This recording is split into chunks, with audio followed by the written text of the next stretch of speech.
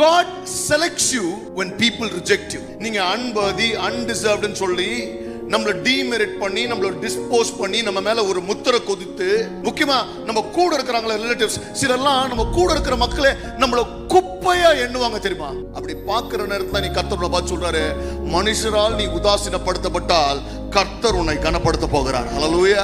மனுஷன் உன்னை உதாசீனப்படுத்த உன் கதை முடிஞ்சு போல.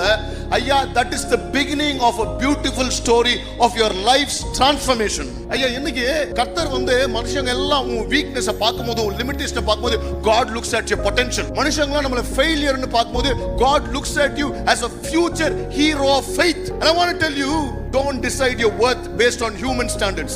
மனுஷன் உன்னை எப்படி வேல்யூ பண்றான்னு நினைக்காத. ஏன்னா மனுஷன் உன்னை இப்படி வேல்யூ பண்ணாலும் கர்த்தர் உன்னை இப்படி வேல்யூ பண்றாரு. இன்னைக்கு கர்த்தர் சொல்றார், மனுஷன் உன்னை உதாசீனப்படுத்தினால் அந்த நாள் நான் உன்னை தேர்ந்தெடுத்தேன்.